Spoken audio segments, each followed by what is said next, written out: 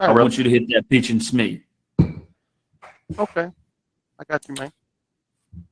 Because that's You talking about the boom boom room? Yeah, the boom boom room. That's it. As I was saying, last night y'all should have come by, man. It was big fun, but y'all never guess who's gonna be there tonight. Boy, get us some Worcestershire sauce. Clean off that damn table. I'll whip your ass. Welcome to the Boom Boom Room with Peach and Smee. so beautifully choreographed by my dear friend Eagle. Yeah. Man, I clutched a Call of Duty match today. I What happened? It. So, I'm playing with nobody, by myself. I was going to go practice golf, but my girl took the car and got the clubs. So, I couldn't go. So I started playing golf, and it's 5-5. Next round ends it. Everyone dies except me. Oh, poetic, brother.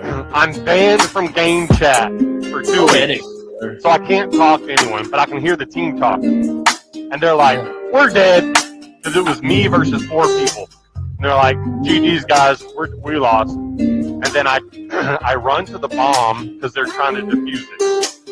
There's a guy on the bomb. I throw a synthex, it sticks to him. I kill him and his buddy that are right beside each other. Then I jump down there, and there's another guy. So there's 3 on it. I just killed 2. Now there's only 2 left. I knife one dude. And then I can hear the chat going, oh, wait. Oh, he might do it. I got a kill streak right on that kill, and I threw out one of those cluster mines. A guy jumps down. We're at sub base, by the way. A guy jumps down from those glass windows on me and knifes me and kills me. But my bomb goes off, and we win the game.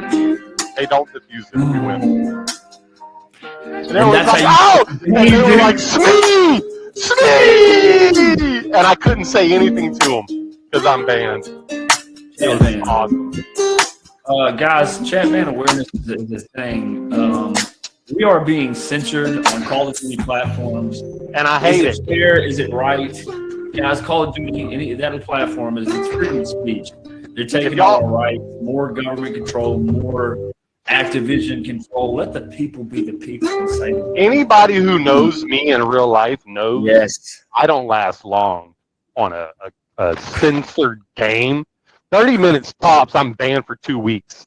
So I have to go crazy for 30 minutes. Then I'm banned. That's a good thing you got on a podcast, huh? Yeah. It's all good. It's all good. Well, look. Speaking where have you been? Where have I been? Where have we been? It's more me. It's more me because it's not Smee. I will tell you. Sometimes you got to hit rewind. You got to. I'm trying to find the most Matthew McConaughey answer to give you right now. Sometimes you got to all right. Sometimes your trip destination is only 2 miles, but you drive 10. Why? Because you needed it. You needed it. I don't know where you come up with this stuff. Yeah. But guess what? That's the point. We're back. We're calling this Chapter 2. We're going to be better. We're going to work harder. We're going to do stuff.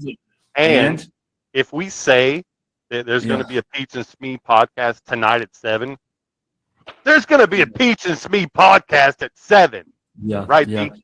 Yeah, I had one of those moments where just getting the funk, guys. Look, I'm not going to get into too much of my personal life. I say mental health is a very crucial and important thing that we need to not just take care of, but not just put to the side, but talk about. Find a confident person. Find you a Smee. Find you a brother. Find you a Jason Aislip. Good God, we miss him. Find you one of them. Wrong. But anyway. Okay, I can see that you're indicating that this is going to be a political podcast with a lot of stuff happening later. Wrong. Yeah. It is. No, fake news. It is. We've had look, man, we took some time off. Happened, yeah. And it's just like the world popped off. We had first it started off with myself going to Disney World and just liking the rest side of it. Then Smee the next week he goes to Disney World. We didn't even plan it.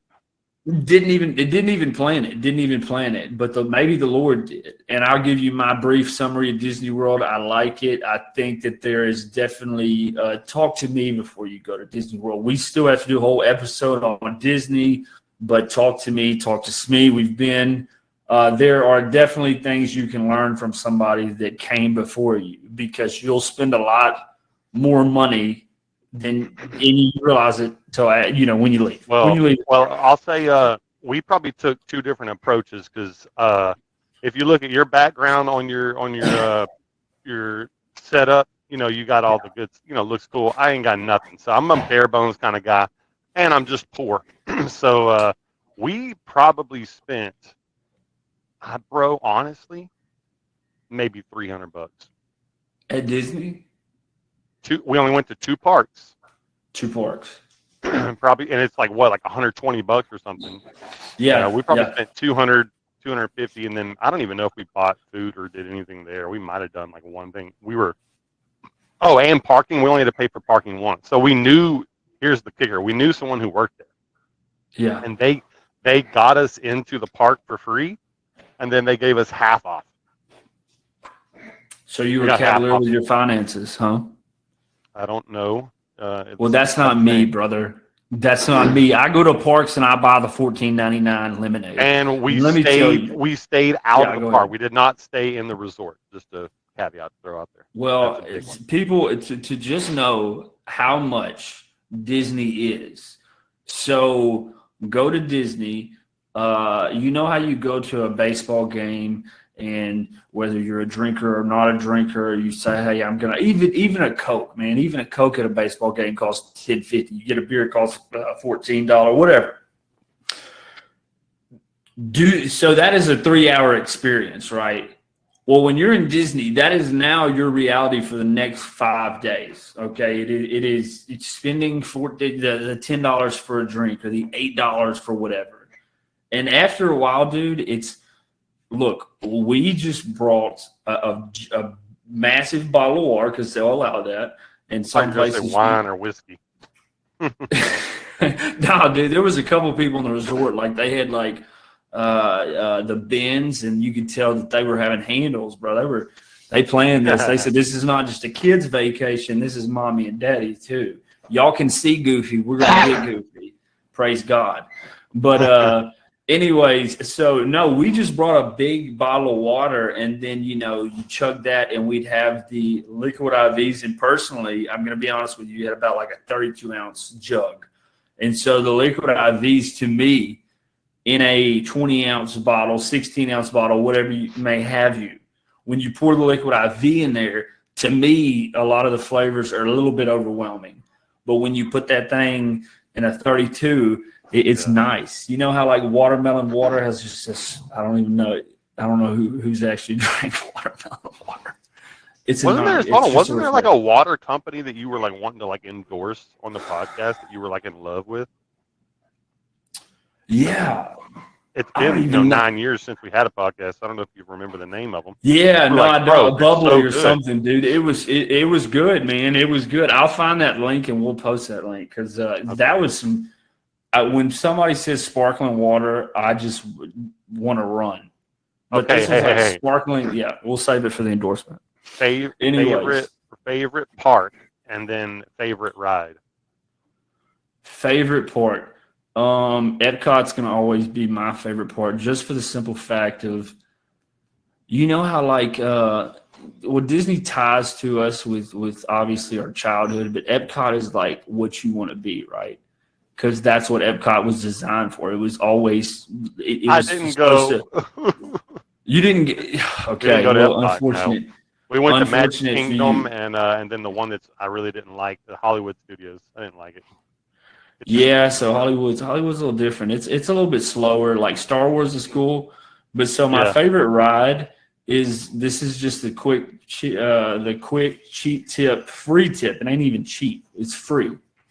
Tron is a great ride, and I'm a Tron person by heart. I'm like this with Tron, Sam Flynn, all that, brother. I love Tron. I wanted Tron to be the best ride at Disney World.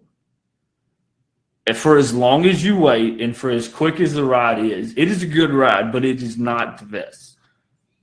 Okay. Epcot, again, the one you miss, Guardians of the Galaxy, dude.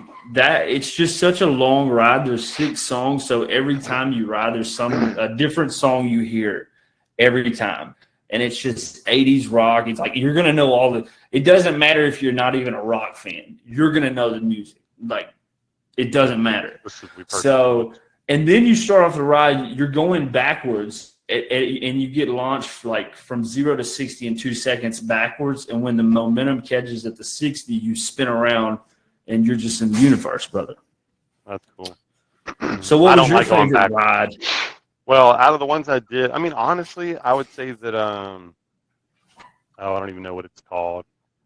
It was what's the one where they're aliens? No, you're alien. Right? No, they're alien. Is the guy from Titanic directed it? Avatar. Avatar. Yeah, I like that ride, but it made me kind of feel a little nauseous. Not gonna lie. But because it's a simulation.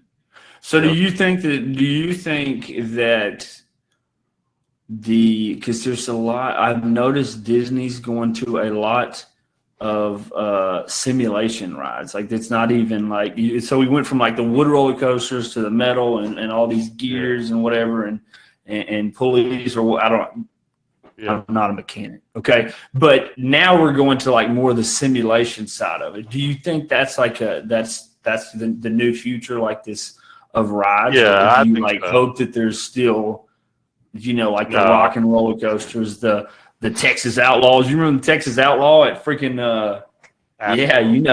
Astroworld.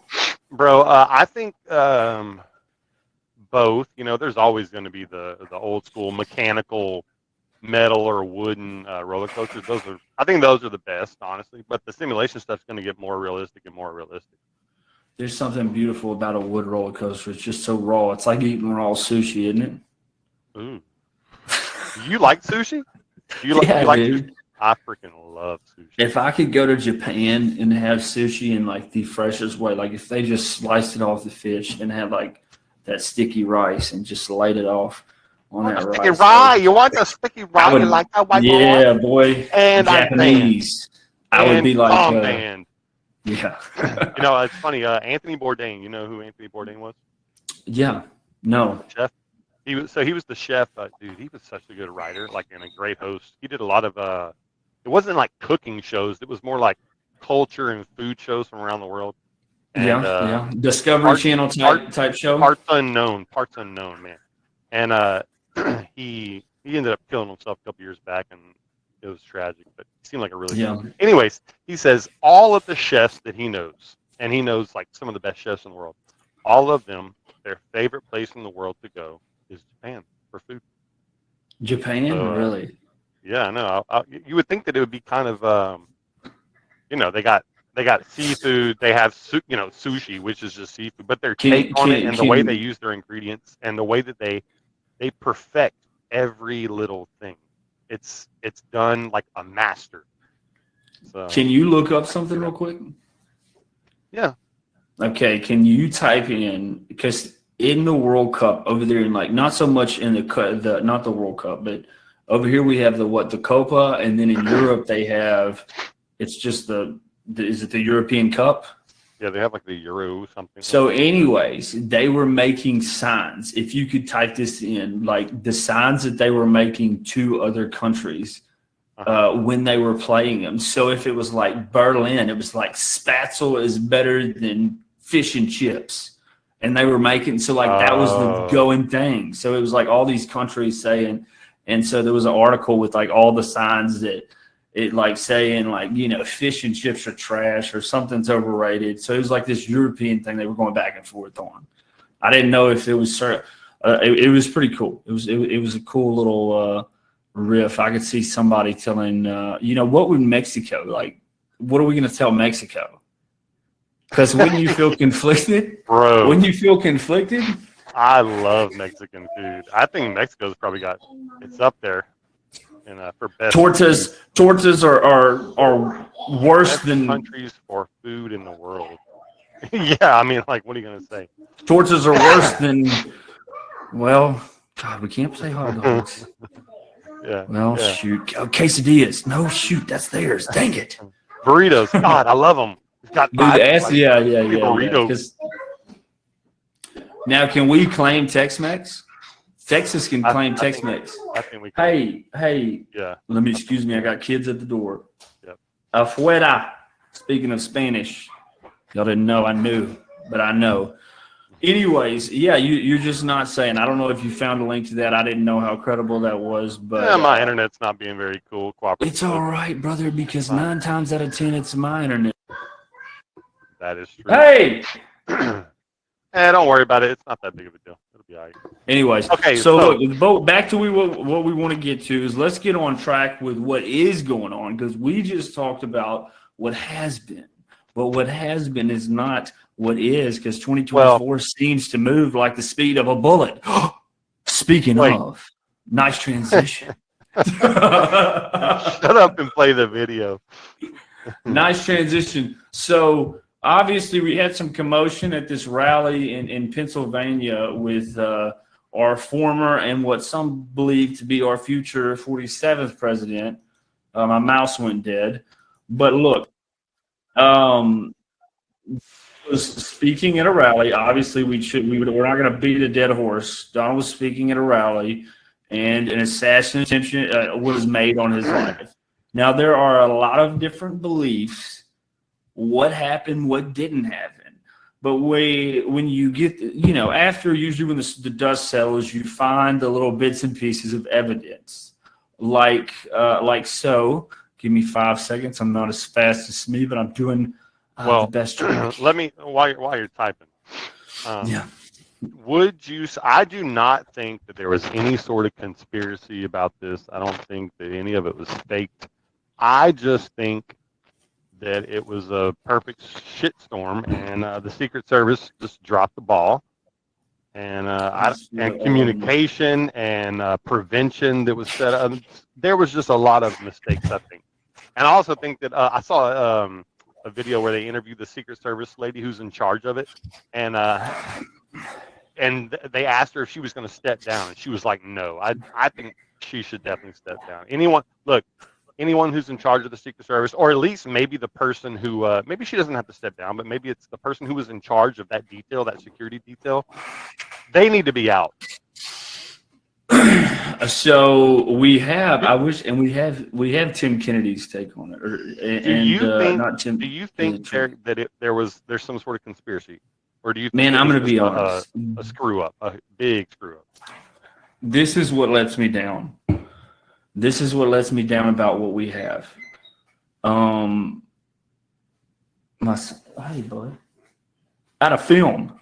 It's all good. Anyway, so this is what lets me down is as America, we are in a state that I feel like it's just like I don't feel like there's a certain angle or a certain side that wouldn't do anything it could do to take the edge. So when you're saying, is this a conspiracy? A lot of people are like, I was more on the side of like maybe the Democrats or somebody, a radical group had set this up, or you don't get there from just dark mental illness and saying like, I think this is how I'm going to do it. This is where I'm going to do it. I think I would say he had some help, obviously, but people were really questioning, did the Republican side do this since the shot grazed him, right? Did they do this just to set him up because make him look like he is now this figure that can't be killed? And I'm that would be so much more radical, but I don't even know if that'd be out of the picture at this point. And I say that to just be biased down the middle, right? I think that's ridiculous because you're going to take a chance at accidentally killing him. No one's as good a shot to just hit his ear, considering you don't know if he's going to slap a mosquito and turn too much. The wind's going to shift just a little to the right. I think that's ridiculous. Now, did he have help? I don't know. I mean, he could have had a little bit of help, but I don't think it was some sort of governmental thing. You just think it was a random guy, yes, that just was saying, you know what? I had my daddy's got a 30-06. I may be He had a bunch not of straight, but my daddy's got a 30-06, and I've been deer hunting before.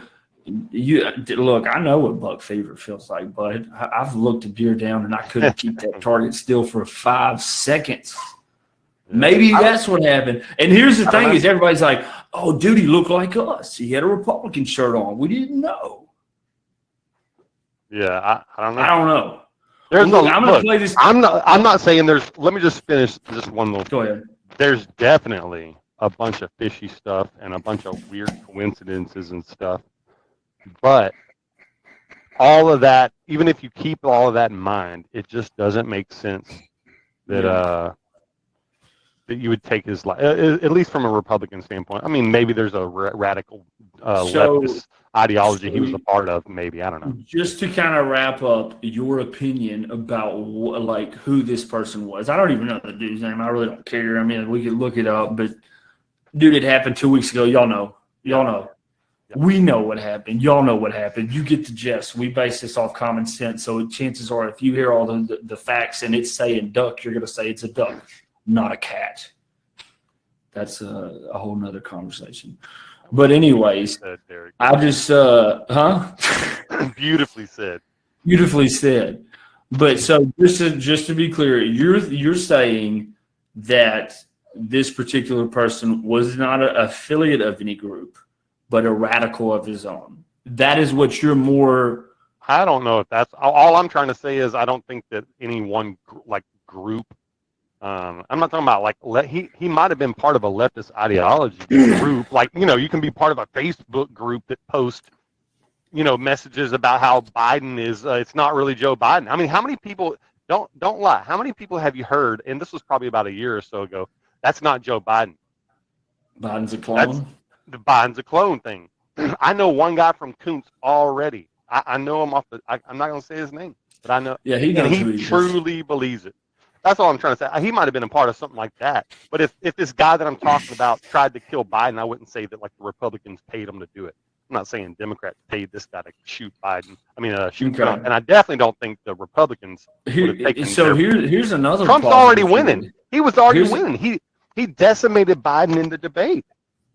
I mean, I don't know about here's another theory. Okay, here's another theory.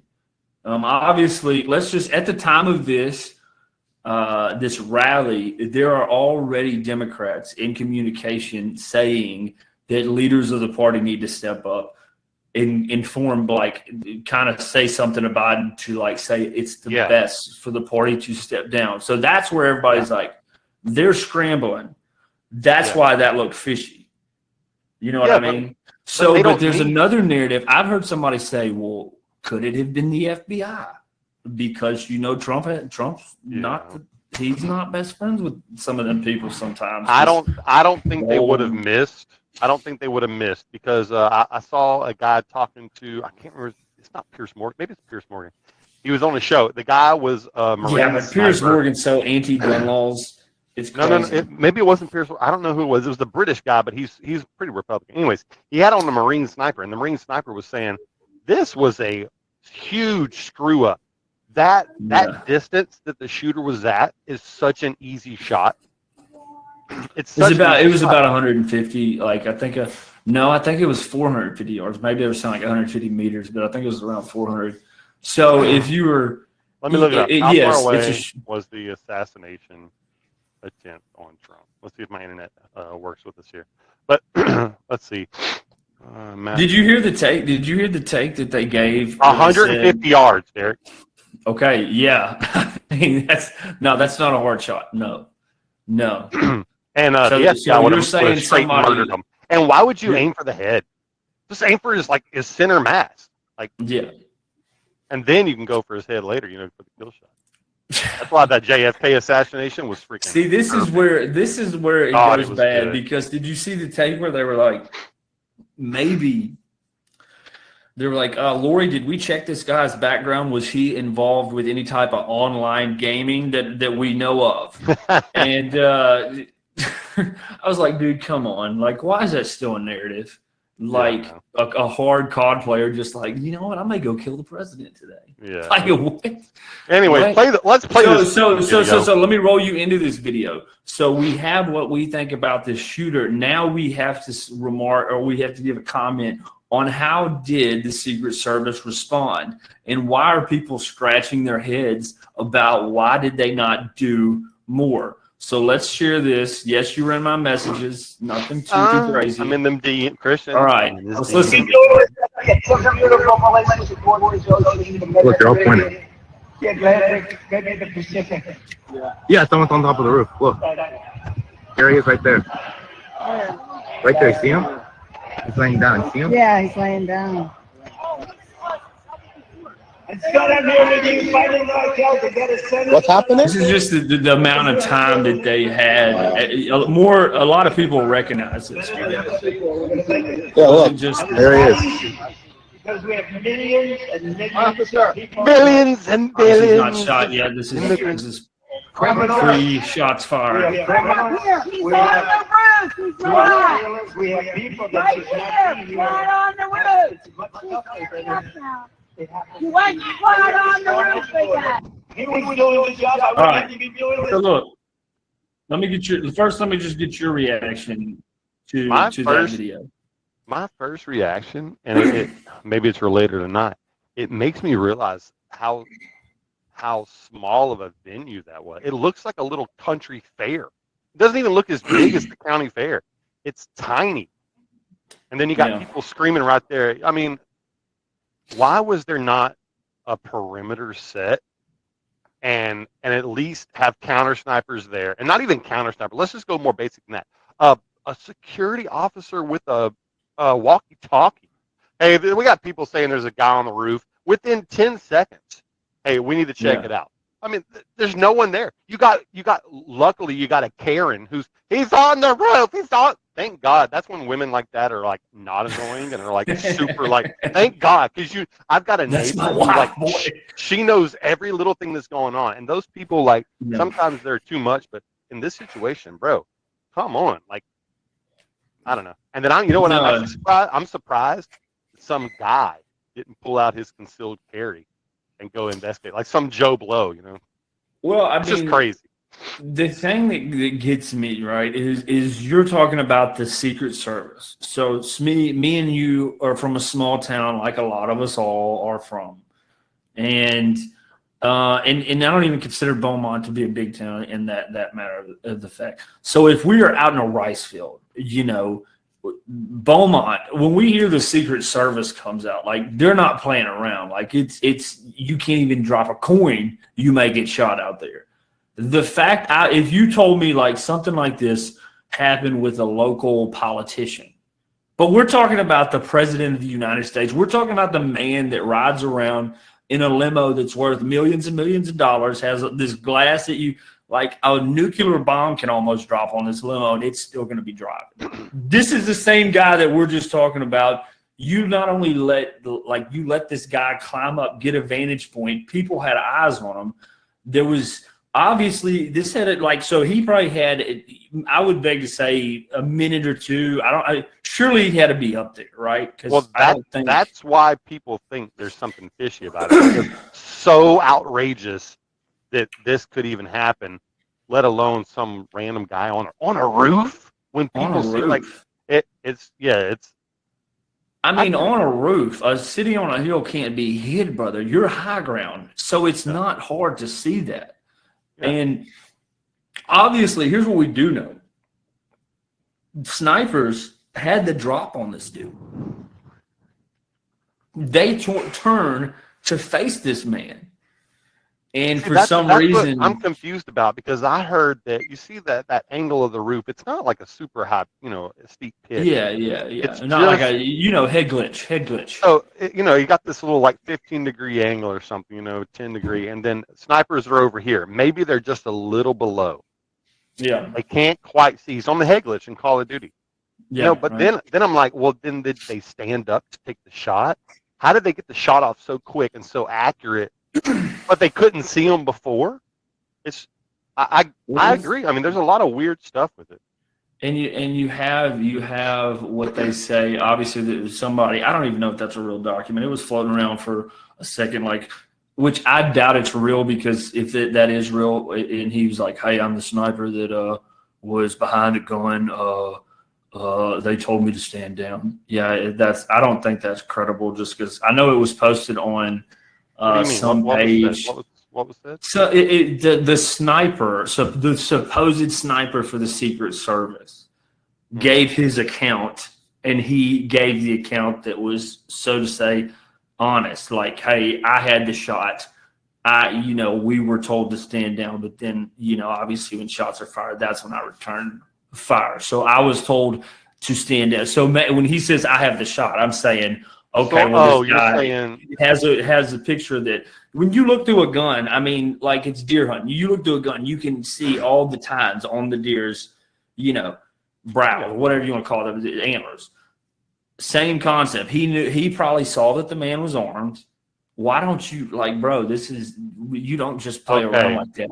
Like, would you ever just bring a gun into any perimeter of the president and just point it anywhere? Yeah, no, I understand. That's a death wish. That's a death wish. That made me think about. I heard that, like, the rules of engagement in Iraq was you couldn't shoot first, ask questions later. You couldn't shoot unless you were fired upon.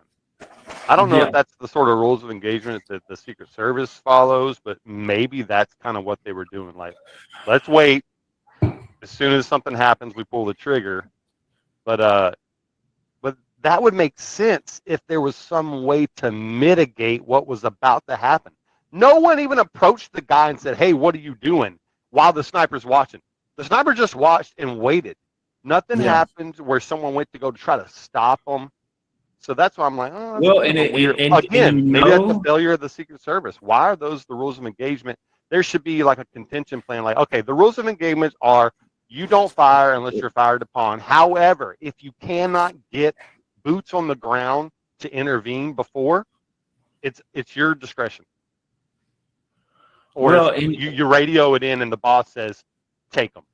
And if you pay attention to when the shot actually fired off, like that was when Trump actually stood back like this and was pointing this way. Yeah.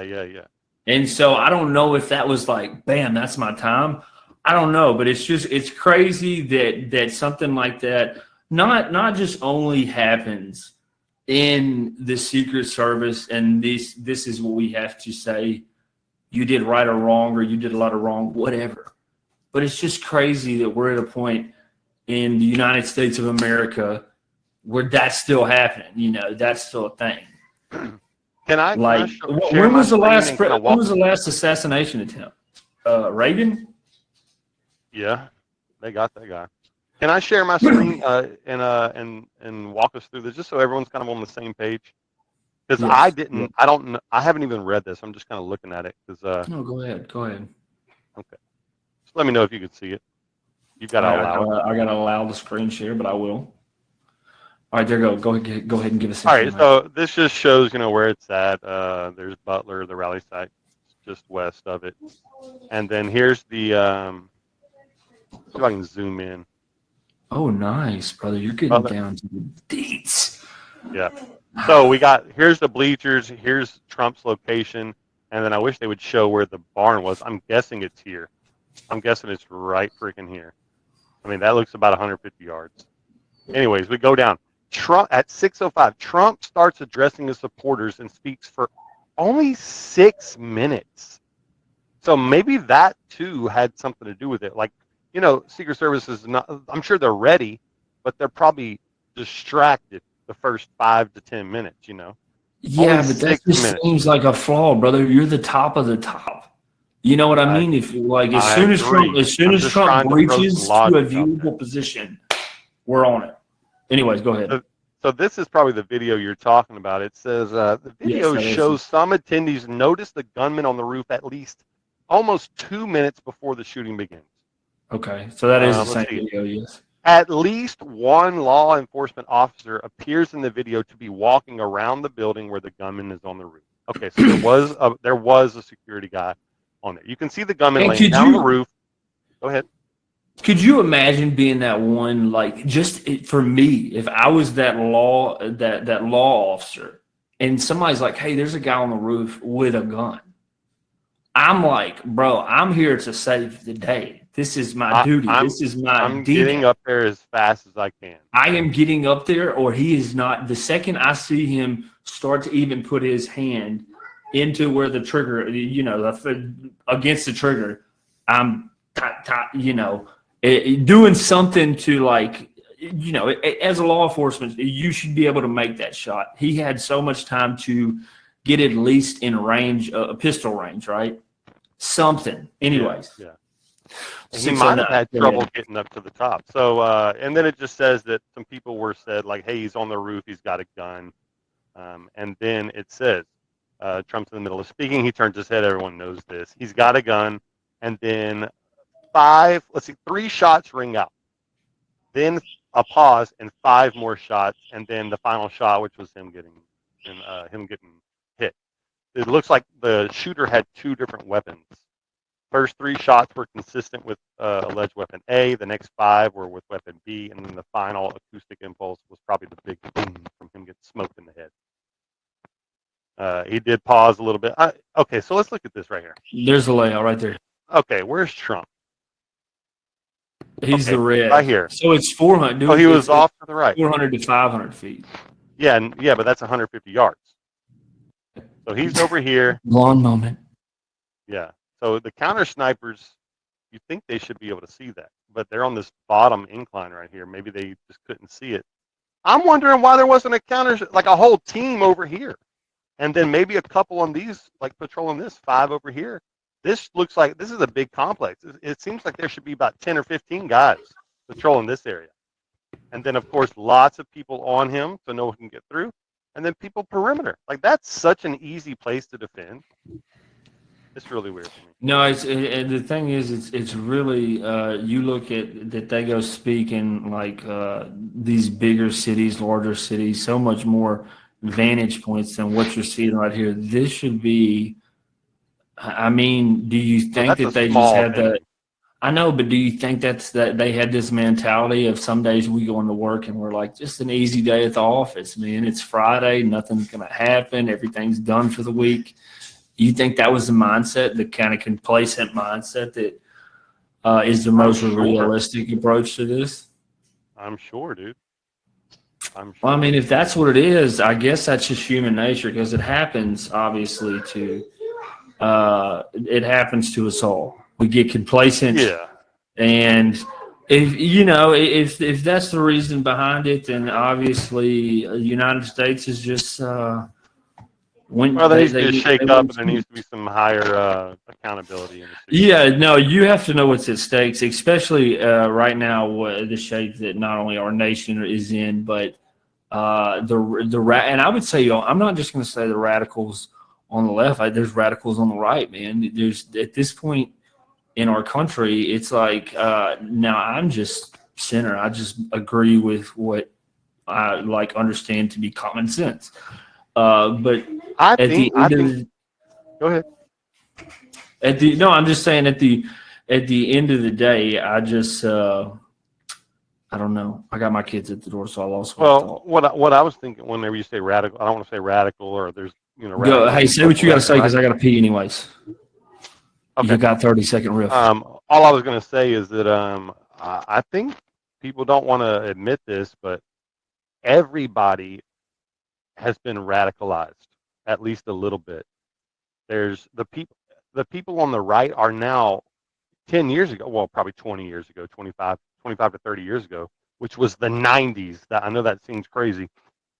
That would be far right. Trump is a radical conservative, and almost everyone who supports him is also a radical conservative. And Joe Biden supporters and Joe Biden and Kamala Harris, those are radical leftists now. No one is in the center, because you get tortured and just murdered by the media now if you're not radical right and radical left, and maybe that has to do with they're trying to get views. I know I listened to Joe Rogan's podcast. This is probably 2 or 3 years ago, and there were some guys from Instagram and Facebook and YouTube that worked there. I'll try and catch you up, D. Go ahead. So just the TLDR is, I think people are kind of, they don't realize, or maybe they're afraid to admit that everyone is radicalized now. Almost everyone who votes for Trump is a radical conservative now, compared to the 90s, compared to the 90s and maybe even the early 2000s. Like Obama was not, he would not have won. You know the reason they're gonna try to get Kamala Harris? She's a black woman. That's it. Okay. The Democrats are. Let me finish my point, because there's more to it. But that's just a small point. That is kind of how radical things are. They're hoping that the people on the left will vote her in based off of gender and or I should say sex and race. It's kind of crazy. But I think Trump is freaking. He's a radical conservative. Not in everything. You know, no one's completely crazy, but I think a lot of people are radicalized. Would you almost would you almost say, which leads us? I'll kind of say leads us to our next topic, right? Is obviously after this happens, Trump says, one, just a quick thing. Everybody that wanted to see, that was making them SVGs that had Trump, that had the American bandana on and an eagle on his shoulder and him having like a 50 cal. He just gave y'all that image live. That was the most WWE thing you could have done up there on the stage. Praise God. But after this, he goes out like a G, and obviously we know that this doesn't do nothing but good for Trump.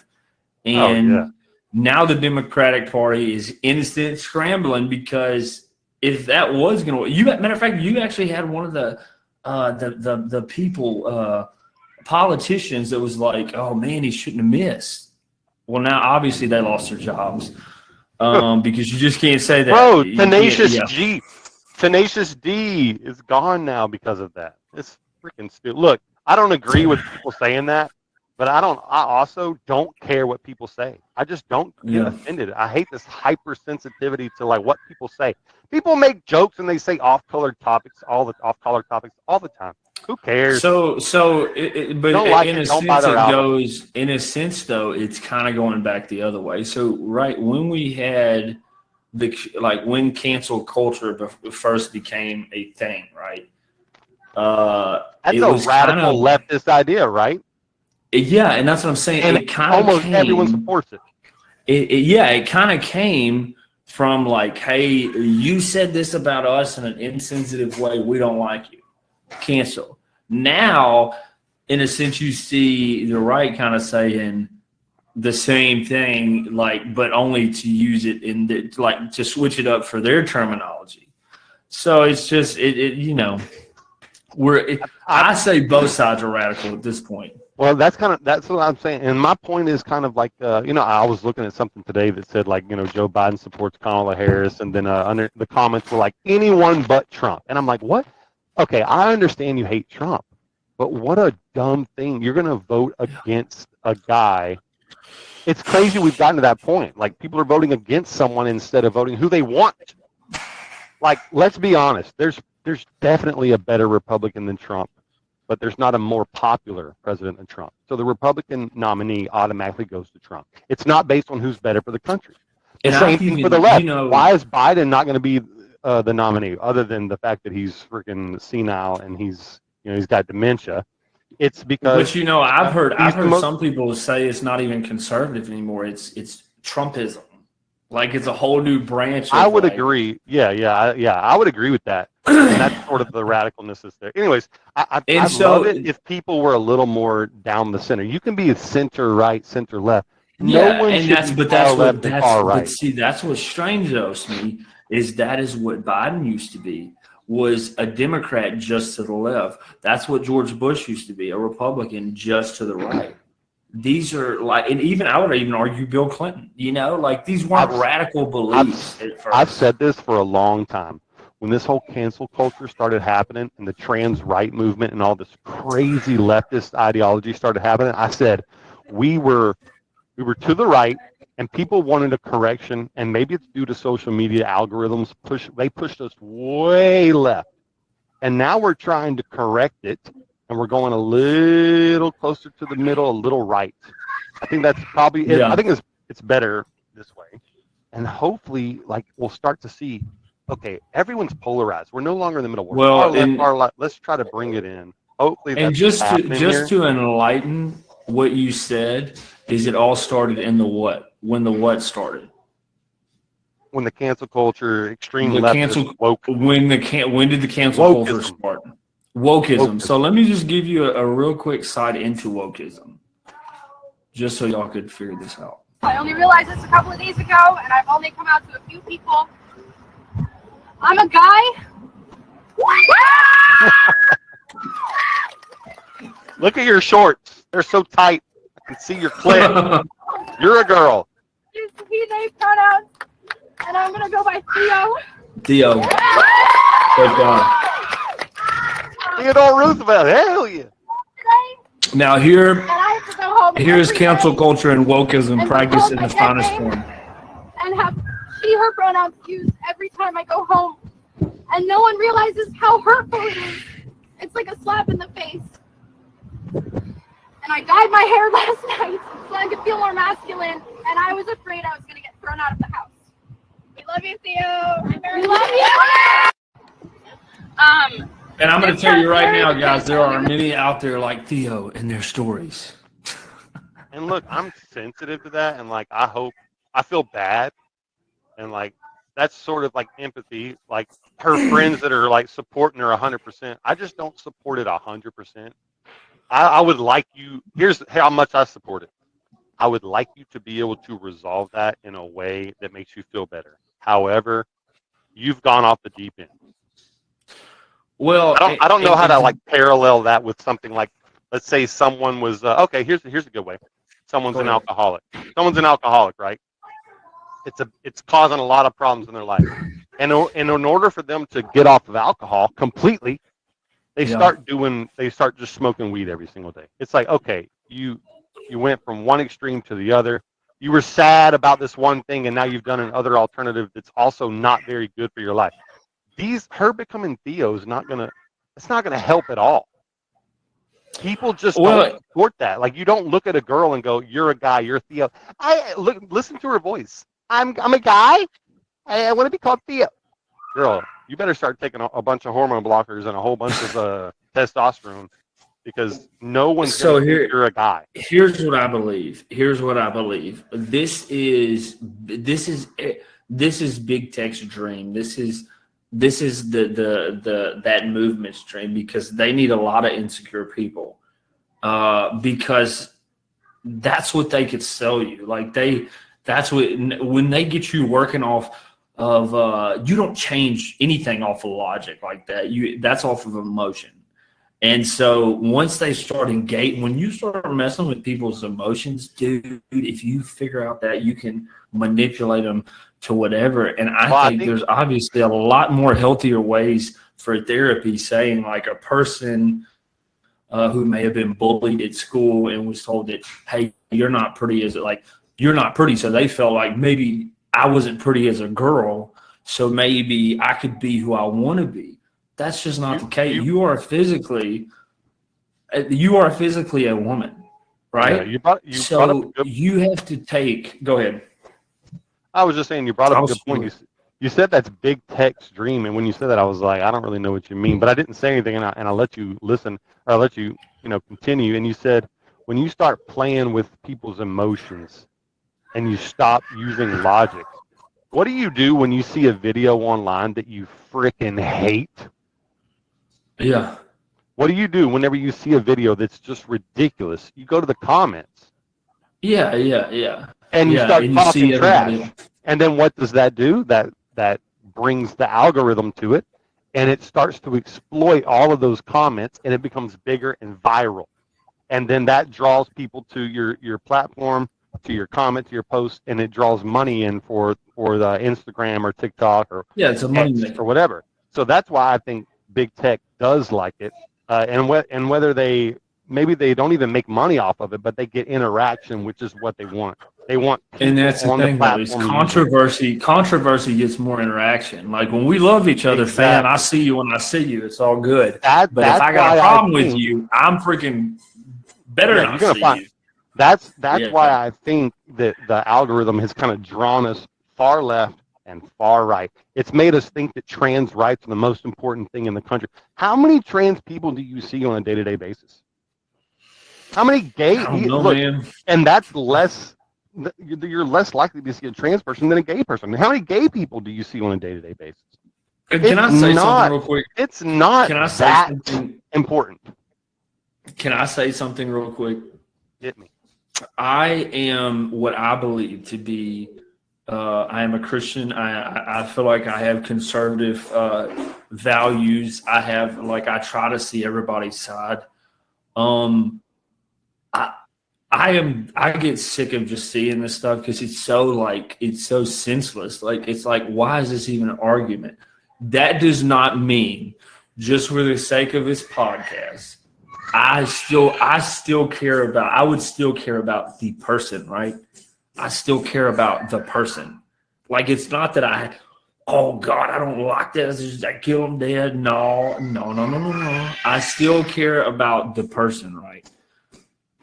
I don't there's extremists that see that, and maybe that's what gives a bad rap is to the extremists, some of these are me and dark thoughts, bro, y'all should just die. No, that's not, I don't want to get that twisted. I care about everybody, whether you're gay, whether you're that.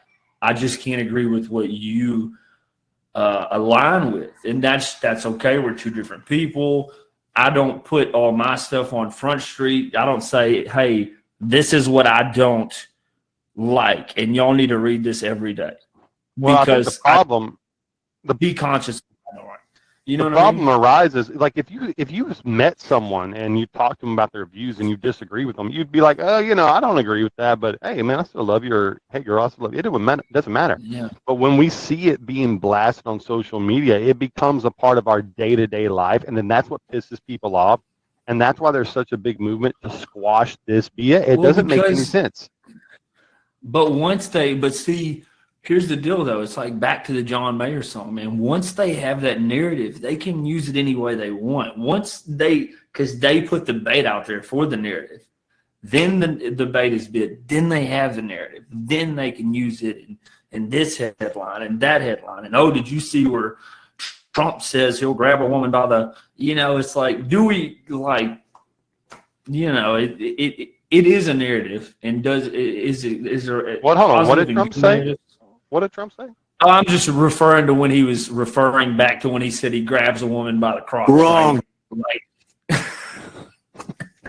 you set me up. You Democrat. Got him. I set the bait out But there, anyway. and you took it, and now I can swing the headline. however And I yeah, want. you have the narrative. Exactly. So, Yeah. but anyways, that wasn't obviously what we'll just wrap that up on transgenderism. Like I said, it's never that we don't care about the person. We just, we love everybody here. Smee's a loving guy. He's got flamingos on his shirt today. I mean, he just hug you. He just hug you. So after this Trump assassination attempt, back to the storyline, Trump comes out. He says he is going to the RNC, and then he gets there and he says, J.D. Vance, that's my guy. Now, a few people I've heard was saying, I don't know if we like this narrative, since we're using that word now. We don't know if we like this because we wanted to see maybe a different sex or a different race to push the party in that sense of the matter. But I do think one thing that I've realized is, in a sense, it is different. I don't know much about this guy. Smee's going to fix it and tell us a little bit about him, but I don't know much about him. But I do know the guy's like 39. I do know he's a freshman or a rookie in the politician realm. So what that tells me is this guy he has affiliates, but he doesn't have ties in that the in the House or the Senate or whatever. Like he's just now getting to know people, right? So obviously he's somebody you can mold a little bit more. And he seems like a level-headed guy. I don't know. I've read a few things about him. Smee, what did you first think when you started reading about Mr. Vice President, maybe future Vice President JD Vance? Honestly, I haven't formed an opinion on him because I don't know enough. I just started, and this might help other people if you don't like to read a whole lot. I'm going to do a quick rundown of his Wikipedia for us, but there's a movie on Netflix called Hillbilly Elegy, directed by Ron Howard, who is a Academy Award winner, Oscar winner. I mean, amazing director. It's based on the autobiography that J.D. Vance wrote, and I'm going to share the screen. So if you want to learn something while also being entertained, put on the movie late at night or something. I started it last night, but I didn't even finish it. But I'm going to share my screen, and then let's. So we do know Mr. Vance is from a small town, Middleton, Ohio. Our boy Jason's, hitting his chest, saying it loud and proud. So what I learned from the movie, just hopefully it's pretty close since it's based off of an autobiography. But his family was originally from Kentucky. I don't mean his mom and his dad. I mean like his grandma. I think she left town when she was around 15. She got pregnant with his mom, and his mom seemed to be absolutely insane, absolutely crazy, just super, got anger issues, would hit on. She was obviously you said at the RNC that she was a former addict. Yeah, she was addicted to heroin. She overdosed on heroin when he was in Yale. He seems, I don't know if he's still married. Let's see if his spouse, yeah, he is actually married to her. Yeah, he's married. So he's married to a lady who is, let's see, it's foreign. She's an American lawyer. Yeah, Usha Chilukuri. I don't even know, bro. She was born in San Diego, but she's from India. She's an Indian lady. Yeah. So. Yeah. See, we got some culture up in there, baby. Yeah, we got some culture. So. And any doctor you go see that's Indian, you're like, God, it's already. I'm safe. I'm safe. I'm trying to share the right screen. Sharing the yeah. wrong screen for some reason. This is the screen I'm actually trying to share. Okay. Okay, so here we go. Let me zoom in just a hair so people. God, look at that beard, brother. Doesn't that beard look and say just scream northern grizzly bear? He reminds me of Al. Is it Al from Home Improvement? Yeah. That's what he reminds me of. He reminds me of that offensive lineman at Koontz that was really just playing football because everybody else was. But he always hung with the popular crowd, but he was always super nice in class. You're like, yeah, dude, I sat beside him. He was cool, man. I never had no problem with him. Yeah, it seems like he's a pretty smart dude. Let's see, graduated from Middleton High School. He went to, I don't know if it says Marines, but he served in Iraq, 2003 to 2007. Then he went to Ohio State University and graduated. It looks like he graduated in 2 years. If he was in the Army, 2007. That's kind of crazy. And then in 4 years, graduated. I'm guessing with the I don't know, a master's or something in Yale Law. Then he wrote a book, Hillbilly Elegy. Hillbilly Elegy, and got a lot of attention during the 2016 election, and it became a feature film in 2020. Okay, so let's see. In 2022, he became a Republican candidate. He wasn't. I know he wasn't always in favor of Trump. I do know that. He was turned over. He hasn't been in long. Let's see. He used to be a Sith. He initially opposed Donald Trump's candidacy. There you go. 2016 election. Actual boy. He has since become a strong Trump supporter. I'm guessing because Biden is ridiculous. Let's see. Yeah. He's been called a neo-reactionary, whatever that means. Whatever that was in the Marines. National conservative and a right-wing populist. That is what Trump is. He has cited Curtis Yarvin, Rod Dreher, and Patrick Deneen as influences on his ideology. Well, I don't know anything about those people. Let's see. Here we go. Down to the brass tacks. He has promoted strongly conservative policies. He opposes abortion. He Okay. opposes same-sex marriage and gun control. Oh, and he opposes gun control. And he is in favor of banning pornography. Nope. And transgender health care for minors. He differs from mainstream Republican views on market interventions. I would like to know how so. Taxes, the minimum wage. So he differs from mainstream. So that means that he's okay for market interventions, for taxes, minimum wage, which means he'll probably be cool with lifting it, unionization, which means he supports it, tariffs and antitrust policy, while opposing American military aid to Ukraine. Okay, so let's talk about these views here. Yeah, real let's talk quick. about the. Because Yeah, we're that's just over an what's hour. the future. Yeah. Okay, so opposing abortion. How do you feel about it? And I should say this: not how do you feel about abortion. What do you think our lawmakers should do about abortion?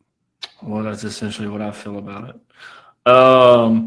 Man, I just think that I don't like. To me, I would say I couldn't see killing anything because I'm just not a killer. I'm a lover, right? Except deer.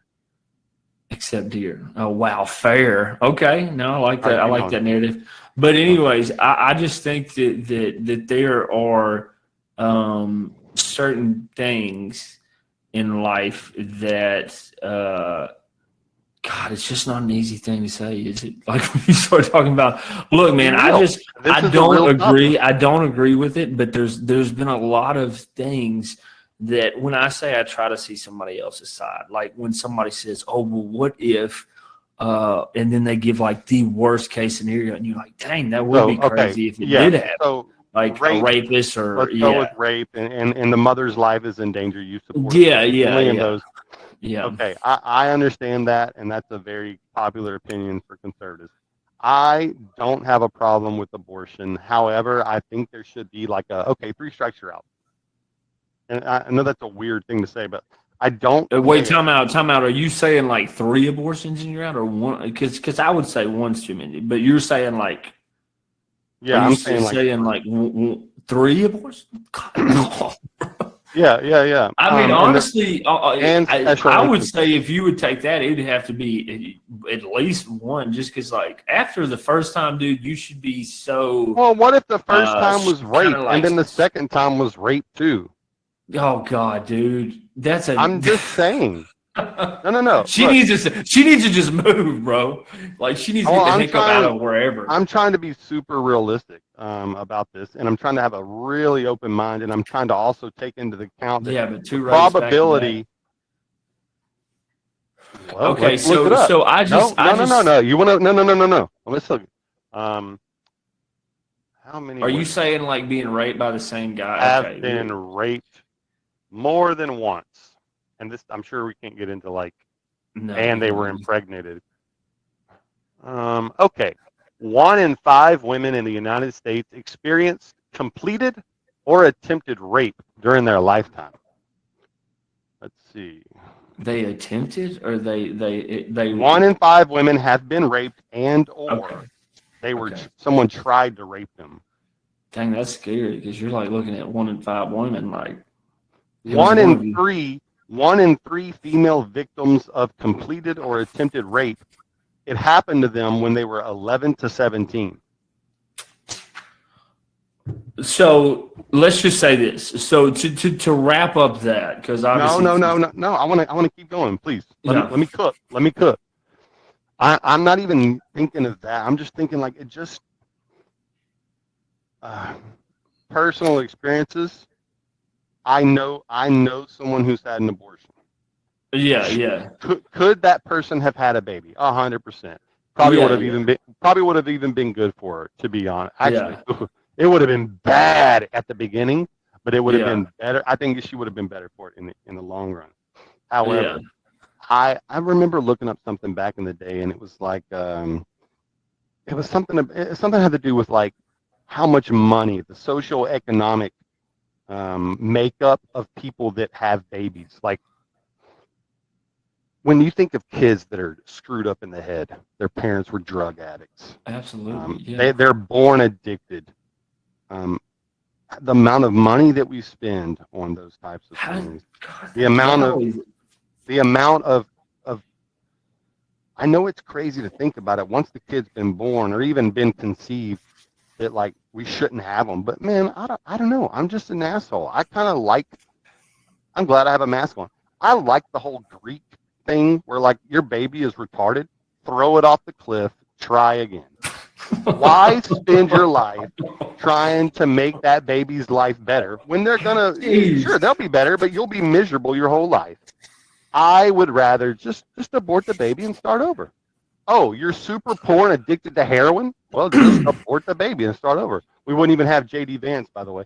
So I don't know. That's kind of my thing.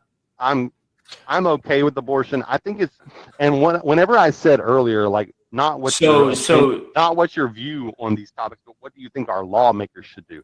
I don't think my views should be reflected in the law, and I don't think that your views should be reflected in the law. It will be a state issue, which is kind of so. With your view, so obviously knowing that you say you don't have a problem with it, I say I don't support it. I think there's some things that make me scratch my head in some situations. So let's find the middle in this situation. That's exactly what I was just thinking. So someone said the best sort of negotiator or mediator, when you come out of a meeting where you're trying to solve a problem, let's say the Middle East crisis.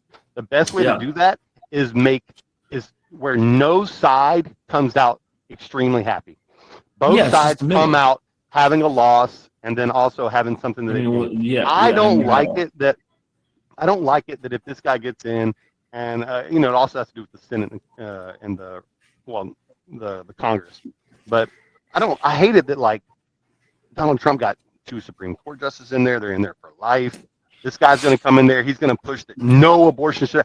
Abbott got into presidency and banned all abortions in Texas. Just shit like that. Where I'm like, I don't know if that's the way to make this work. That just fosters. Well, so what is the middle exactly though? What would you see as being the middle? Because I think it is obviously then the middle becomes like, all right, well if you're going to get an abortion, when can you get an abortion? Right. That's a great question, and ultimately it's like, and it made me think about something else, which, okay, why are we forcing people, like we're not allowing gays to get married? What does it really do to you? We're not allowing people to get abortions. What does it really do to you? So obviously, I guess you're going next to the same-sex marriage. So I don't agree with it. That's just because my belief set, right? I don't support that. It's an easy decision. As far as what my neighbor is doing 2 houses down from me, bro, you do you. You're good. Do what you got to do. I'm gonna do me. I don't have to know what's in your backyard, or sometimes I may glance at your front yard, but that's just because I'm driving by. You know what I mean? Does that make sense theoretically? As far as like the what is right and what's wrong, my belief set. There's a lot of different belief sets. Now I believe mine to be true. But I'm saying I'm not going to condone that. But at the same time, I'm not going to also go looking in your backyard to find things and just.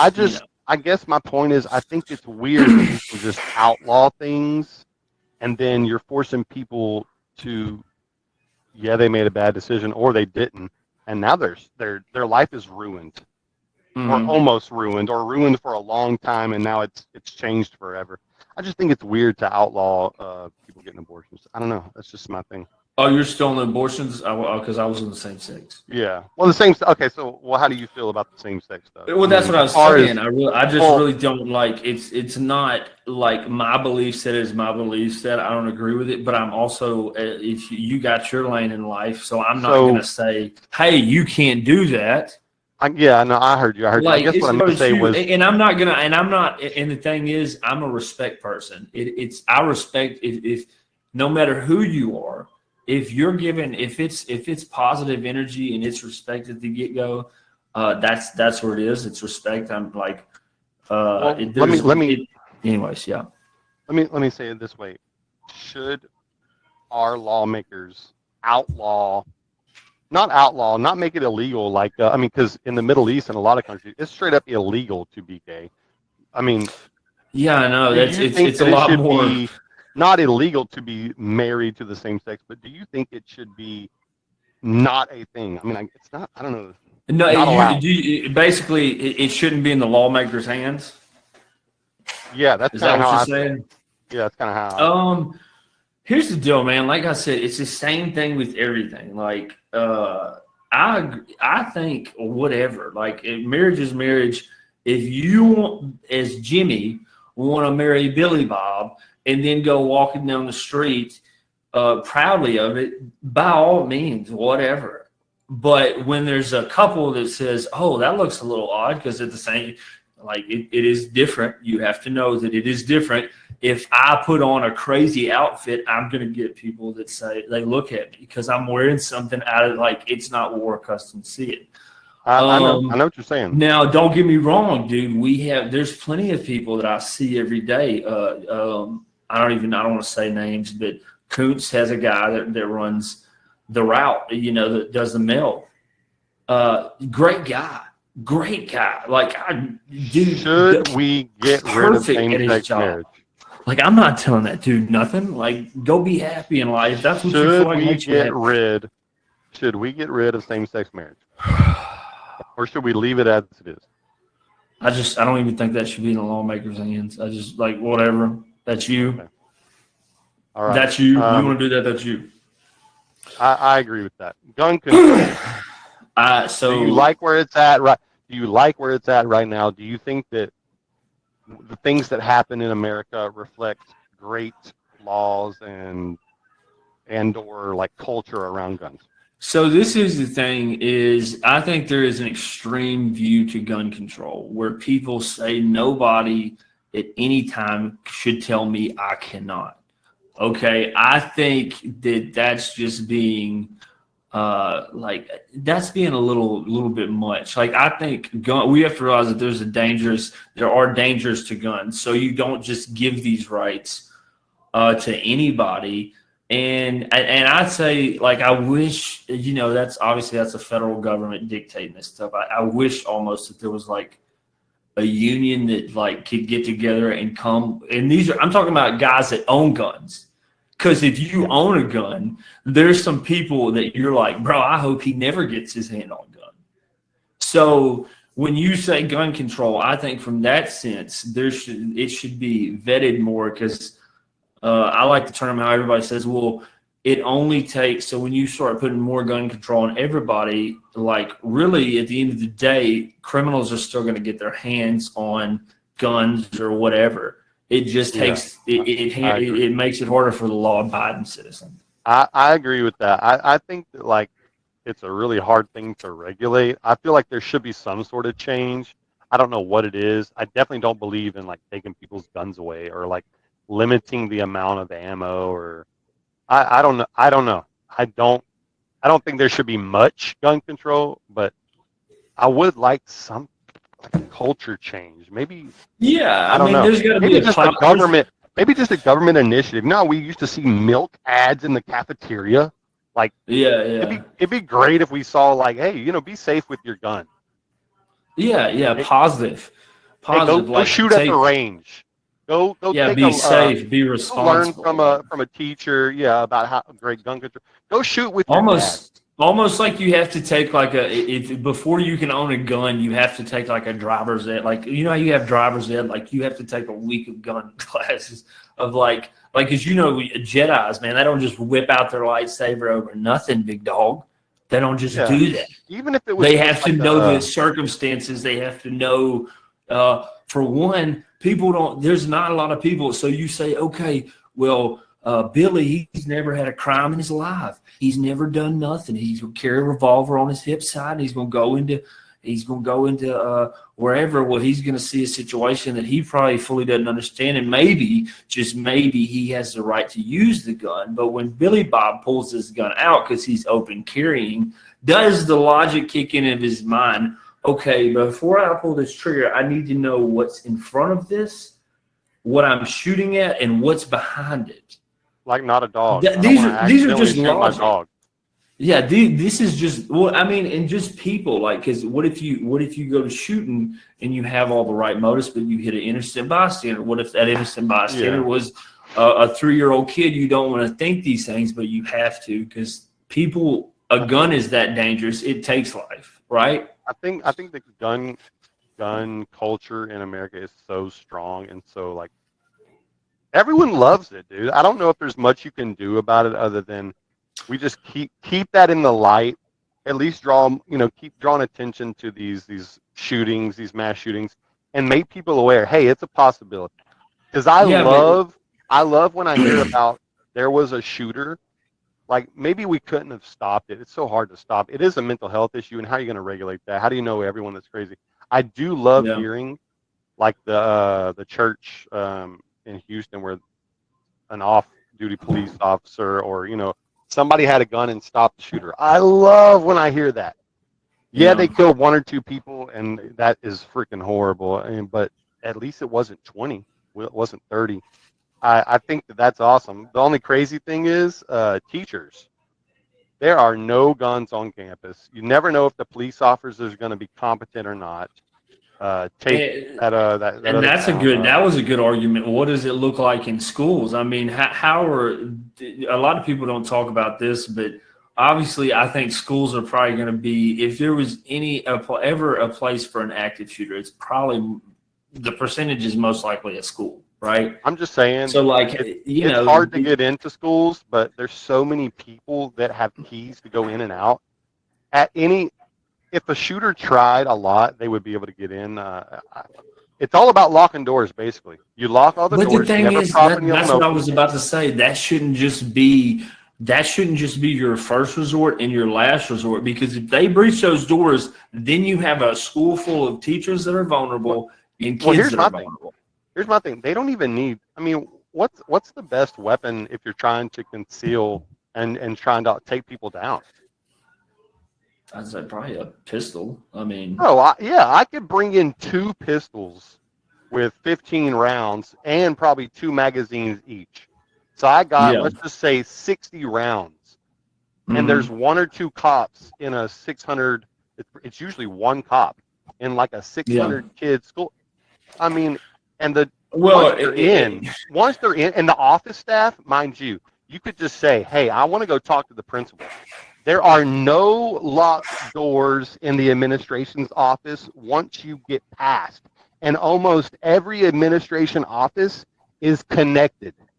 You could literally kill, and then the cops aren't going to get in there quick enough because they're in such insulated rooms. You could kill basically everyone in the office before anything happened to you. All you have to do is just put your ID up, and who cares? You're going to die anyways.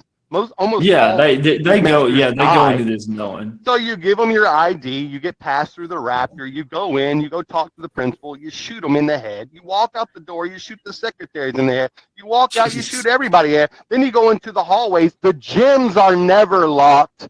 The whole class of gym kids are dead. There's nowhere to hide. The bleachers have things blocking you from going underneath.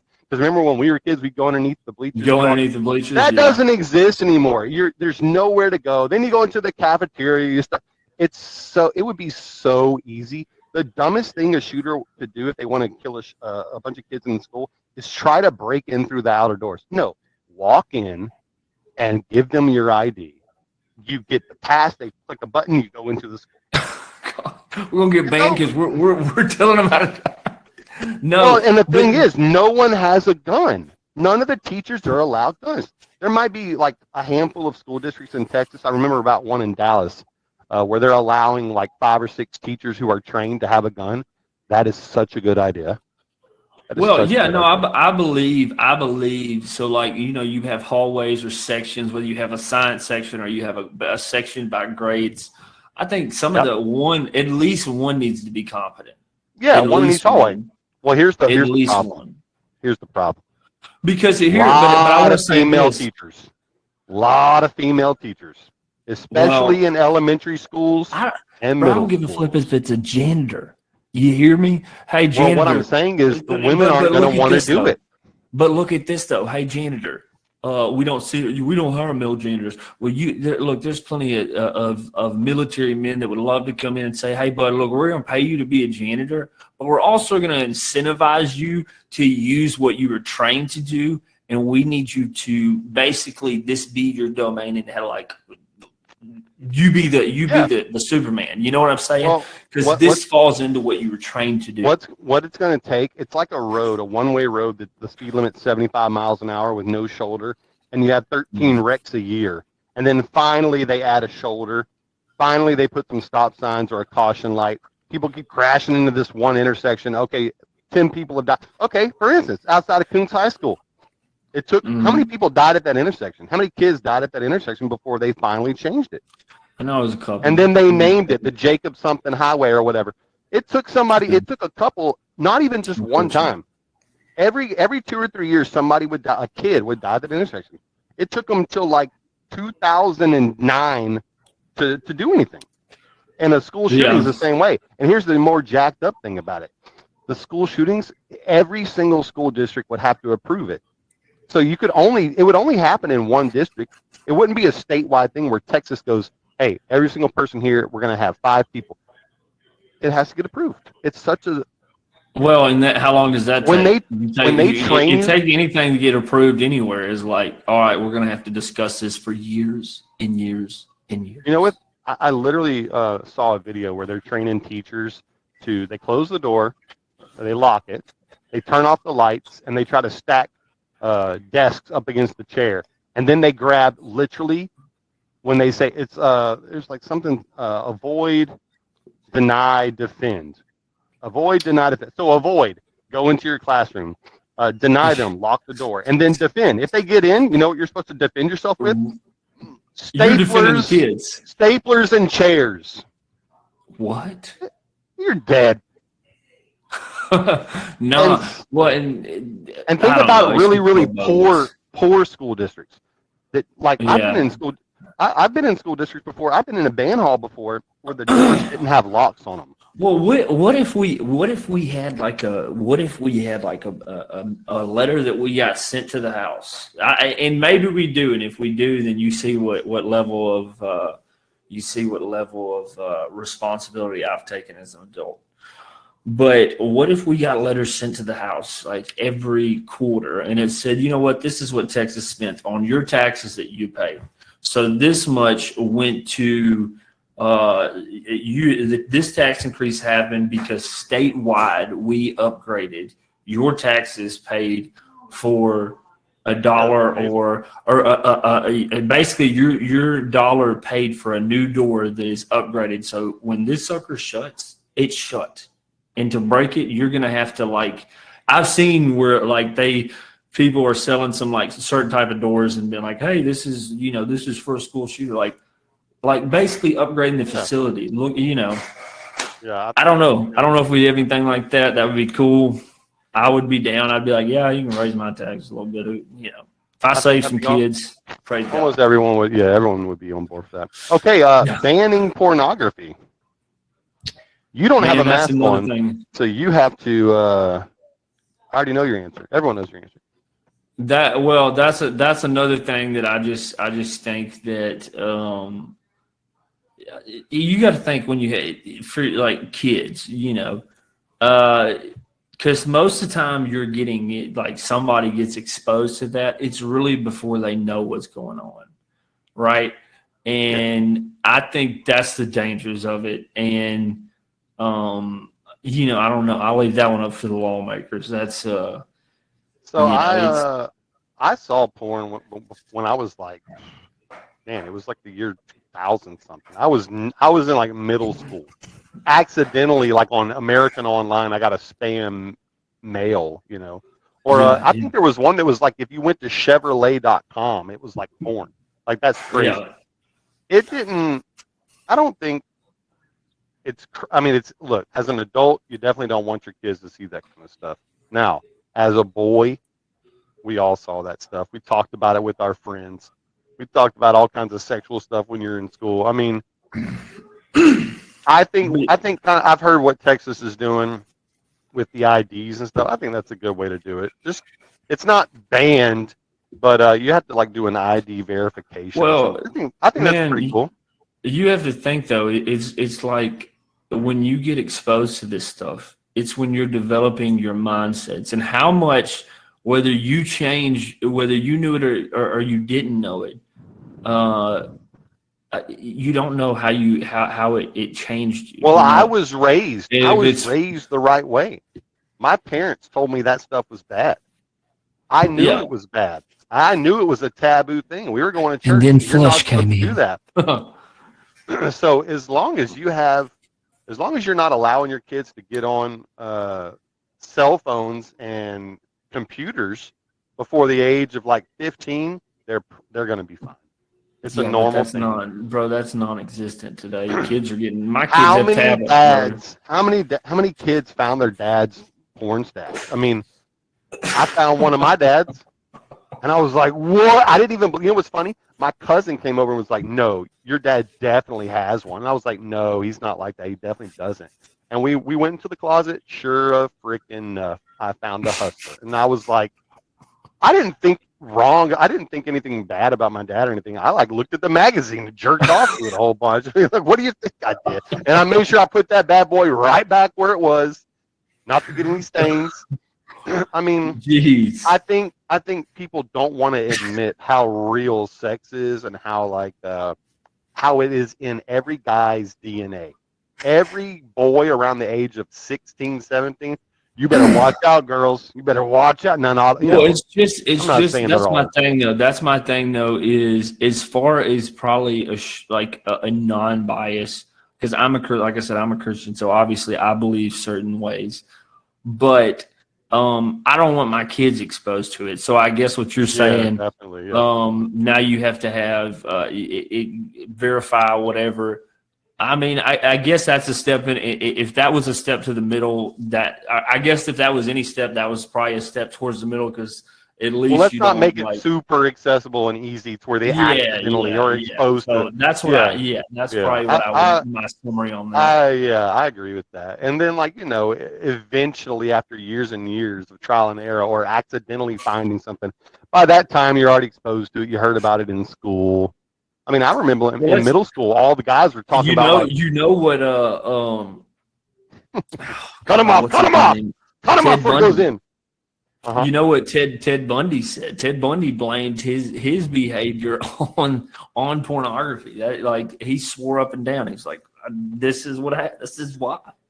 And it's just I mean, that's someone who's not man enough to accept their own responsibility. I mean, if you know it's wrong. Well, I mean, I guess in his sense, what I would take from that is, I guess when if you watch something like that and you don't understand, you can be minds can't comprehend. Our mind, for instance, we're not accustomed. So a person that goes to war, they are not accustomed the first time they see a dead body. And they have to rationalize with it, and some people rationalize with it in different ways. So, yeah, but if that was the case, I mean, think about how many young people have seen porn and how many Ted Bundys there are. It's just a shitty argument. Ted Bundy I know, but you got to think about how many Ted Bundys there are that wasn't ever in the found out. There's probably a dude. I guarantee it's not worth worrying about. I guarantee you, me or you combined have seen a killer. I guarantee you, because there's been some strange people. I'm like, bro, he's going left. Anyways, transgender. That makes me Well, that makes me think, just so people are aware. In Austin, watch out if you go to Austin. There's some sort of serial killer throwing people in Lake Travis. Transgender health care for minors. I think anyone with a brain would say we do not support transgender health care for minors unless you're trans, and then you don't think that you have any sort of health. That is the dumbest thing ever. That is to me. If I saw that particular thing that you just highlighted with your mouse, if I saw that a candidate was pro that, I would be turned off immediately. Yeah, same. If you feel that extreme about that and you think that taxpayers need to help you pay for that, no, bud. Look, if you want to buy the $400 Yeti, by all means, you buy the $400 Yeti. I mean, look, whatever happened to 18 years old, and I don't even think it should be 18. Guys don't really fully develop their frontal cortex until 25. Girls until like 21 or something. This shouldn't even be a thing. Transgender healthcare for adults. Okay, now we can talk. This is just a no-brainer. Yeah. No, 100%. And you know what that's sad is? That's usually transgender healthcare for minors. That's usually the parents. Like exactly, yeah, like, 100% the parents. I look at the parents. I'm like, dude, you have had some influence on this. You know what? How about instead of talking about all of this, abortion, same-sex marriage, gun control, pornography, transgender healthcare for minors, how about we? You need to have a parent license. You got to take a class to do a driver's license. Yeah. Let's do parent license. Let's give everybody a basic underlying fundamental like baseline for like this is what you should not do as a parent. Man, but you got to think though, bro. It goes back to the schools. It goes back to the schools. Like a lot of this stuff is like you can have this, but at some point you can teach. Like as an education system, like we should teach kids not just how to like, oh, well, this is how you read, this is how you write, but this is how you say, this is how you parent, this is how you. In our education system, not only is it garbage at protecting the kids, I think it's garbage at growing the kids at this point. Yeah, but that'll never work. You want to know why? Why? Because what parent wants anyone to tell their kid how to live their life? I'm their parent. You don't get to tell them that. I'm their mama. I'm their daddy. I get to tell them that. Yeah, it will. And I'm going to tell you, obviously the hardest. Teachers are limited on what they can say and what they cannot say in school. And it needs to be only about their subject. Because, bro, I'm telling you, parents have so much power and they're abusing it in the school systems. Yeah, but I mean, honestly, I think if you ever did change something like that and you say, all right, this is the measures we're going to take and obviously you did get that kickback, I think it would be hard at first.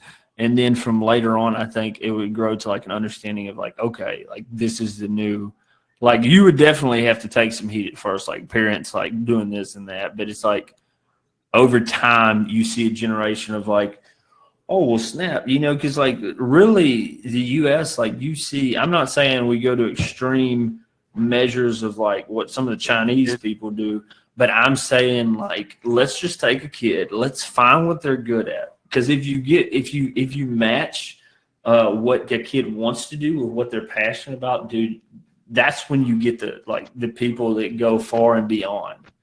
The only way that a kid can learn those values is in extracurricular activities. Coaches have to be able to tell the kids, hey, look, this is what hard work's about. This is what not giving up is about. This is about doing the right thing. This is why we do the right thing. This is why we tell the truth. This is why we don't do. That's the only way it works, and they have to teach that in the context of football. When it comes so do you think to that band or football or whatever, just an organized, what I would say, just an organized sport or like a group? Because I know, like I've been in choir, you have to have some determination. You have to like there is some coaching there. Would you say that should be a requirement, not an elective? I think that every kid's basically required to take electives anyways. I mean, so it already is. Yeah, but dude, you could go to Misha Yawer's cooking class, homie. Everyone's got to be, so you got to have to take a fine arts. So you have to do art, or you have to do band or choir or orchestra or whatever, and then you have to do some sort of physical activity. Hopefully, you choose athletics. Can we get some competent teachers, like competent home ec teachers? Gosh, bro, the thing is, there should not be people out here not knowing how to cook, scramble some eggs. Think about your teachers in school. Not very many of them were your favorite teachers. And the only ones that ever made a difference in your life were only the ones who were favorite. So the majority of teachers are dog shit. There's 5% of them who make a difference in your life each year. We'll say. Well, you know what's crazy, bro, is like obviously my kids being in the lower grades, just starting school. You'll go like meet the teacher, and there'll be teachers that are like, you're like, wasn't you just in high school? Did you even finish school? Yeah, Like, that's how it like starts. you're not yeah, and it's just like dude, when we had teachers, they were like almost dying, but they had some wisdom, man. They would say some stuff. You remember 7th grade English teacher, Mrs. Gilmore's daughter? I remember. You can't see my eyes, but they're going ooga ooga.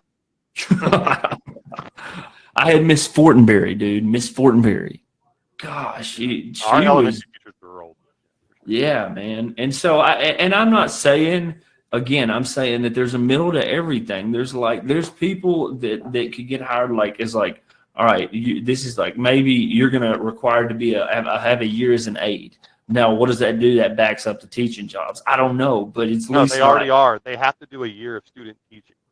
Okay. Well, as long as that's required, as long as there's some kind of thing where they sit under somebody, and not just somebody, you're not just sitting under somebody that just graduated the year before.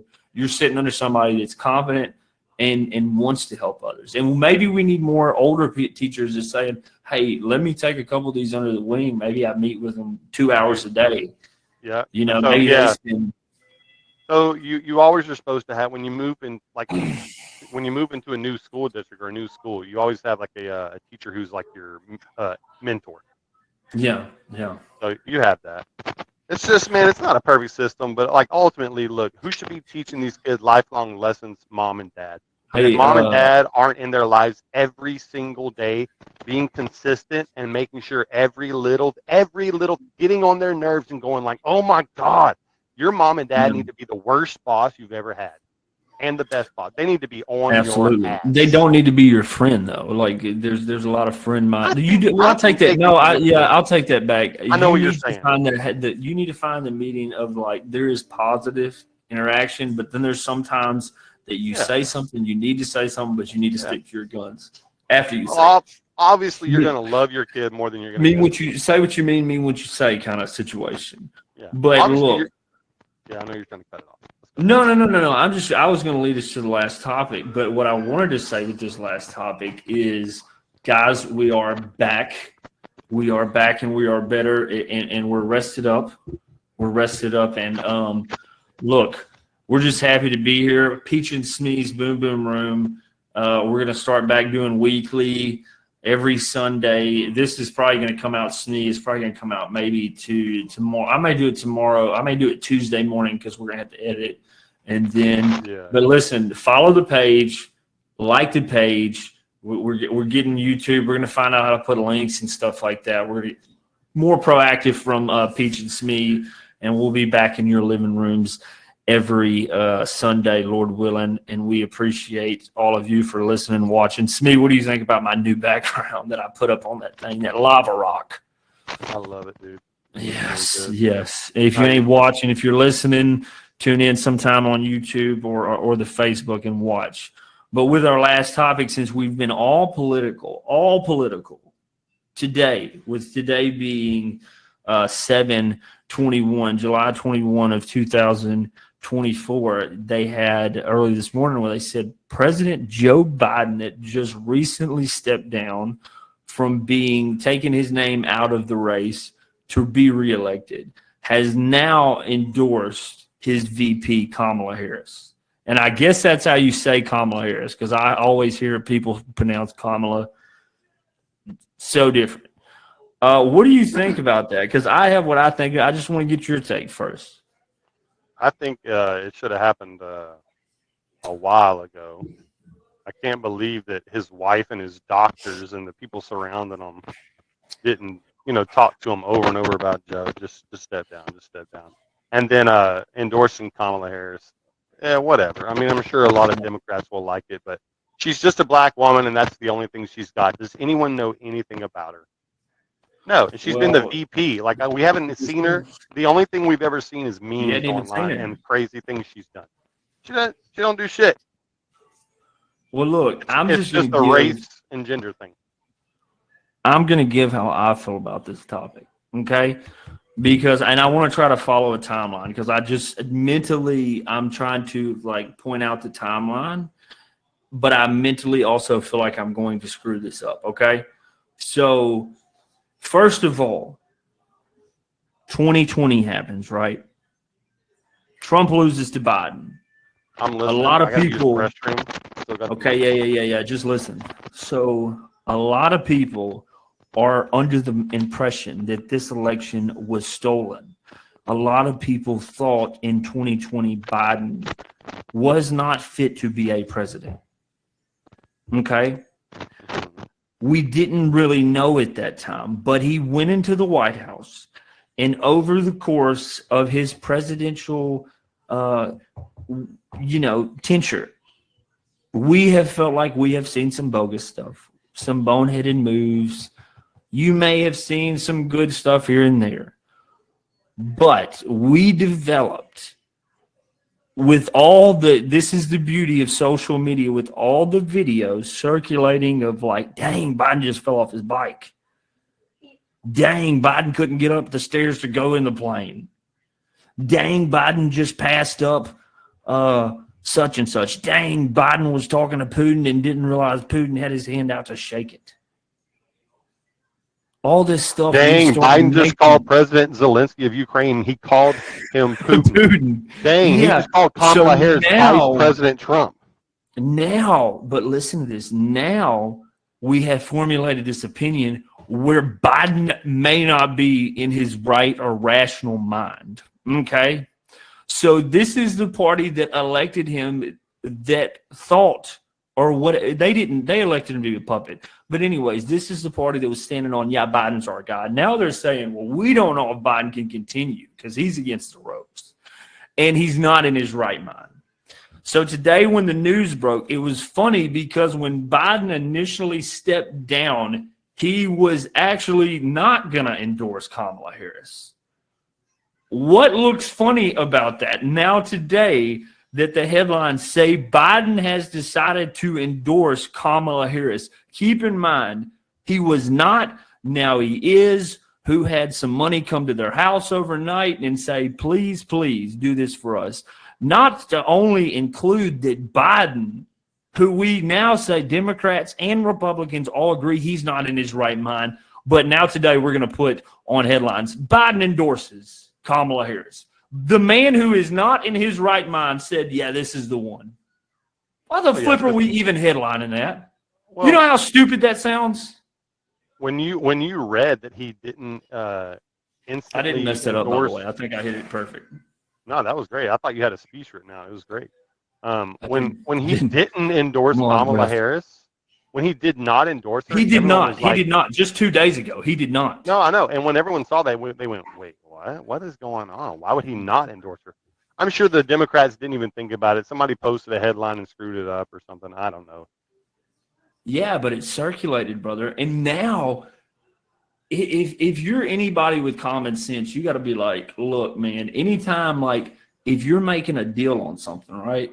And you, like, they're over there fishing, they're switching their mind up. You're probably gonna be like, man, I wasn't sure about this from the get-go. Like, just yeah. I think that only makes sense to Republicans are all going, that's stupid. I can't believe he, like, why would anyone go with her? You know, he didn't even endorse her. Have we, but like you said, won't matter. Have we saw Kamala? When have you seen? You've seen Kamala like twice in the presidential tenure. You saw her saying twice. Something. Yeah. I saw it, brother. The first time I saw her was, matter of fact, the other day saying hello to the Olympic basketball team. Oh, I yeah, didn't saw you pop out visit. at Uvalde. Yeah. I didn't see you pop out of Uvalde. I didn't see you pop out wherever. Where the flip have you been? Yeah, agreed. But now you want to be all smiles. Dude, I was actually, to be honest, I'm kind of bummed because I was looking forward to the debate. And mind you, when Trump and Kamala do their first debate, we'll probably do a reaction show. You know, I know everybody's going to be watching the debate, but sometimes you like to hear us riff. We'll probably do something like that or either a post-reaction show. I think I was really interested to see JD because I've heard that he's a smart guy. I was really interested to see JD debate Kamala because I thought when she debated Pence, she looked goofy. All she went to was sometimes people use a tactic. So when you're in an argument, when you're in a conversation, some people use the method of like, I'm going to talk louder than you to kind of prove my point, which is really right is right and wrong is wrong. But to the blind, to the naked eye, they're going to be like, oh, that guy's right. Because you're convinced. You're convincing other people. When Kamala did that debate with Mike Pence, she went to this like very laughing, like every time he made something, she went to the laughing, which is another thing of a trait of what I just said. It's you may not know what to say, but you know it sounds funny, and you know how your side feels. That's so a you're going to typical sell that woman narrative, thing, bro. That's a but typical you're going to woman sell that thing. narrative. Laugh at it and make everybody think it's crazy. Yeah, that's just. I think it's a joke. I think anybody that gave today any light of Biden endorsing Kamala Harris, I don't care if you're independent. I don't care if you're a conservative, liberal, Democrat. I think that is the dumbest thing that makes today makes the party look more dumb. In my opinion. Yeah, that's what I'm saying about the party. And Obama, look, Obama wants an open ballot. Like he's pro, like let somebody else step up. I see ads all the time about Obama endorsing Biden. But anyways, here's my question. The Republican National Committee has already nominated Trump, and he accepted the nominee. Has the Democratic National Committee done anything like that yet? Do they even know who's going to be their nominee? No, yeah, it's Kamala Harris and whoever she picks. That would That's 100% who it is. So it's going to be Trump. I'm pretty Kamala sure. Harris? Yeah. So I think this is what I think. I'm not sure. I don't know if somebody. I wish we were on live. So somebody comment it. If Biden endorsed Kamala, then she's got the ticket. If Biden didn't, then it would go to like an open, just because she's the VP, right? Yeah. But Kamala goes to those triple R's, brother. That's why I don't. You ever seen a triple R? You ever seen a triple? I just looked it up. It says Kamala Harris is now in a bright spotlight as she fights to secure the presidential nod. So I don't think she is the nominee yet. Okay. Well, look. Granted, this. Yeah, it says she is among the leading candidates to succeed as the Democratic presidential nominee. So she don't even know what the hell's going on yet. Yeah, she's going to be a shoo-in. Yeah. This was a convention Kamala Harris attended recently. Hey, let me show you something. Press control, hold control down, and then scroll up on your mouse wheel. Right now, I feel. What do you feel?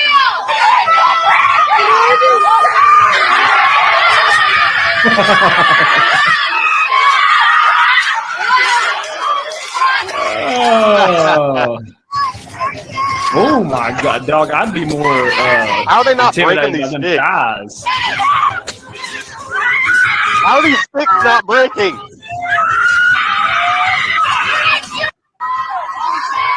Imagine that, bro. I want that wood. Just FYI, just so we don't get fact checked. She never attended this rage ritual. Yeah, we're not getting fact checked, but she never attended this ritual. I just thought that was a funny snippet that there's women out there somewhere in Oregon hitting sticks against gravel roads. Okay, there's two types of women that do that.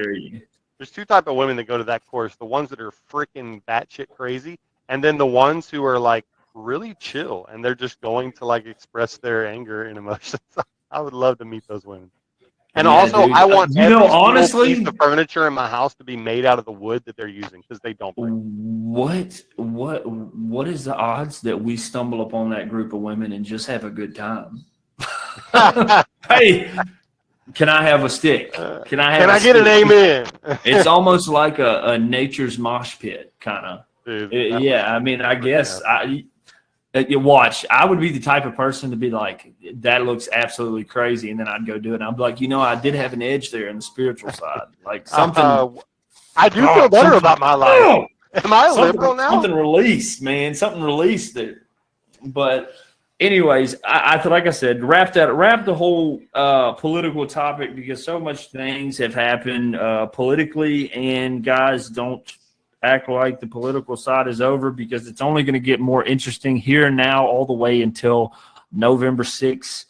Obviously, 4 we months. figure 4 months, and of they don't even know chaos. who's going to be the nominee. Of chaos, brother. So yeah, we'll just let it roll out, and we'll be here on the sidelines to commentate our thoughts. You guys keep liking and sharing the page. We'll get back live, and then you can comment Well, your look. thoughts. Look, Yeah. Chapter 2, Episode 1. We did 2 hours, one for each chapter. This was a great podcast.